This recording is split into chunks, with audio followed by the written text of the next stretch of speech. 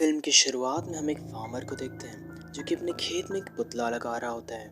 दूर से देखने पे तो वो कोई आम सा पुतला लग रहा होता है, लेकिन जैसे ही कैमरा पास जाता है हम देखते हैं कि वो हिल रहा होता है और उसके अंदर एक जिंदा लड़की होती है जिसके ऊपर कपड़ा लगा के उसे वहाँ पे बांध दिया गया होता है। थोड़ी देर में वहाँ पे ढेर सारे कौवे आते हैं और वो उसकी आँख को निकाल के खाने लगते हैं। यहीं पे सीन कट होता है और हम चार दोस्तों को देखते हैं। इनके नाम एली, फाप्सी, ऐश और डिवोन होता है। ये चारों साथ में घूमने के लिए निकले होते हैं। रास्ते में ऐश और डिवोन वॉशरूम जाना चाहते थे और इसलिए वो अपनी गाड़ी को बीच में रोकते हैं। एली और फाप्सी आपस में बात कर रहे होते हैं, लेकिन तभी उनकी गाड़ी पे कुछ गिरता है और वो किसी इंसान का कटा हुआ अंगूठा होता है। एली ये देख के काफी डर जाता है और वो दोनों वाइपर ऑन करके उसे नीचे गिराने की भी कोशिश करते हैं, लेकिन पूरे कांच पे उसका खून फैल जाता है। एली बाहर निकल के दोनों लड़कियों का ध्यान भटकाता है और तब तक फाप्सी गाड़ी को साफ कर देता है, क्योंकि अगर वो दोनों उसे देख लेती तो काफी डर जाती।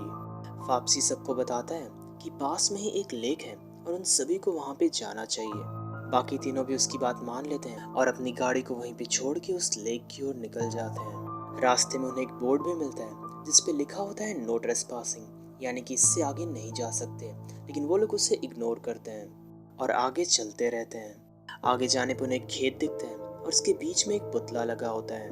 वो चारों उस खेत के पास से ही निकलते हैं और डिवॉन देखती है कि उसका मोबाइल नेटवर्क नहीं आ रहा होता है। ये देख के वो फाप्सी पे काफी गुस्सा हो जाती है, क्योंकि ये उसी का प्लान था। आगे ऐश को एक कौवा दिखता है जो कि किसी इंसान की उंगली खा रहा होता है, लेकिन फाप्सी ये कहता है कि वो शायद से कोई कीड़ा था। वो जब तालाब को ढूंढ रहे होते हैं तभी हम देखते हैं कि उन लड़कियों पे कोई नजर रख रहा होता है। फाप्सी और एली एक तालाब ढूंढ लेते हैं और वो चारों वहाँ पे काफी इंजॉय करते हैं। थोड़ी देर बाद वो सभी बाहर आते हैं और अपने कपड़े पहनते हैं और डिवॉन कहती है कि वो और ऐश काफी थक चुके हैं और इसलिए वो यहीं पे रुकेंगे और तुम दोनों गाड़ी को यहाँ पे लेते आओ। फाप्सी और एली साथ में गाड़ी को लेने के लिए चले जाते हैं। ऐश और डिवॉन वहाँ पे जब अकेली होती हैं तभी उन्हें ऐसा लग रहा होता है कि उन पे कोई नजर रख रहा है, लेकिन डिवॉन उसकी बात नहीं मानती है। दूसरी ओर वो दोनों जब गैस स्टेशन पे पहुँचते हैं तो देखते हैं कि उनकी गाड़ी वहाँ से गायब होती है। इसी दौरान हम एक आदमी को देखते हैं जो कि खेत के बीच से भाग रहा होता है और उसने वही पुतले वाला कपड़ा पहन रखा होता है। वो अपने चेहरे पर से कपड़ा हटाता है और जोर जोर से मदद के लिए चिल्लाता है, लेकिन तभी उसके पीछे वही फार्मर आता है और वो उसे रस्सी से नीचे गिरा देता है और इसके बाद वो उसका गला काट के उसे मार डालता है। यहाँ पे फाप्सी एली पे काफी गुस्सा होता है क्योंकि वो कार उसके अंकल की होती है और वो दोनों आपस में लड़ने लगते हैं। दूसरी ओर उन दोनों लड़कियों को फिर से ऐसा लगता है कि उनके आसपास कोई है और इसी कारण से वो डर के वहां से भाग जाती हैं। वो दौड़ते हुए उन दोनों के पास पहुंचती हैं और वो एकदम से लड़ना बंद कर देते हैं। वो उन्हें भी बताते हैं कि उनकी गाड़ी चोरी हो चुकी है। ये सुन के वो दोनों भी काफी परेशान हो जाती हैं क्योंकि शाम होने वाली होती है और ऊपर से उनके पास कुछ खाने पीने के लिए भी नहीं होता है क्योंकि उनका सारा सामान गाड़ी में होता है। वो आपस में यही सब बातें कर रहे होते हैं, लेकिन तभी उन्हें वो फार्मर दिखता है। वो जोर से चिल्ला के उससे मदद मांगने की कोशिश करते हैं, लेकिन वो उन्हें पूरी तरह इग्नोर करता है और वहां से चला जाता है। और इसी कारण से वो फैसला करते हैं कि वो खेत में जाके उससे मदद मांगेंगे।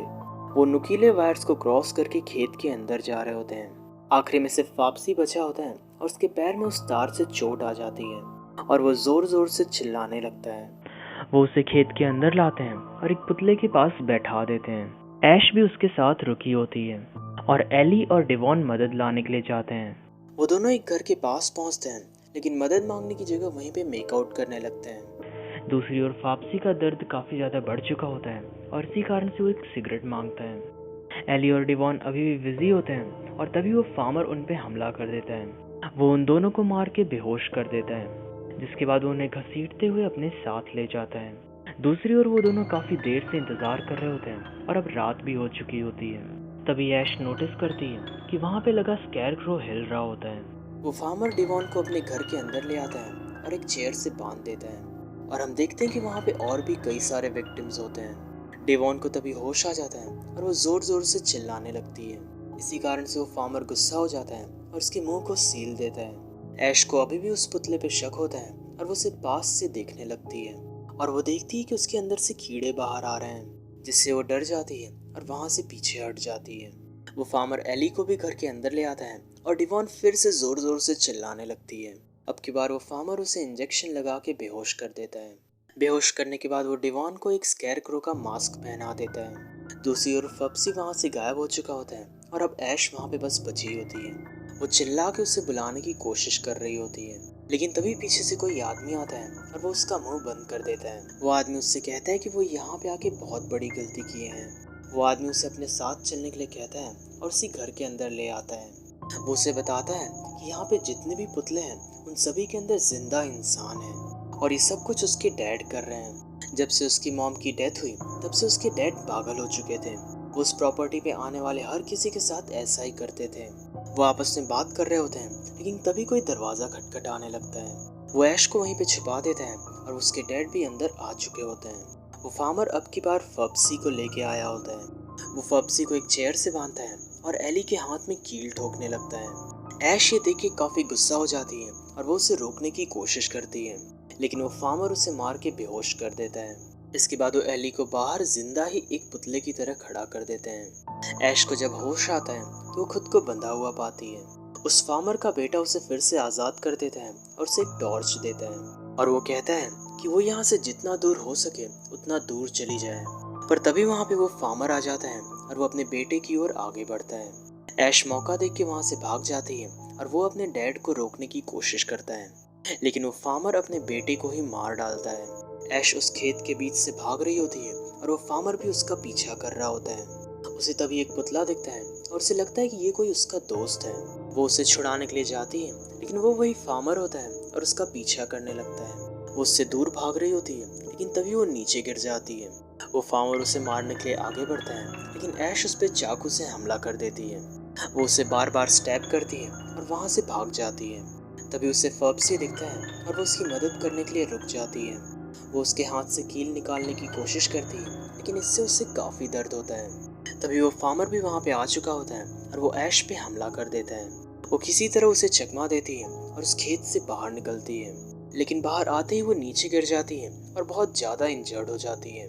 उसे सामने ही एक कार दिखती है जिसके अंदर एक कपल होता है और उनकी कार में काफ़ी लाउड म्यूजिक बज रहा होता है। ऐश चिल्ला के उनसे मदद मांगने की कोशिश करती है, लेकिन उन तक कोई भी आवाज़ नहीं पहुंच रही होती है।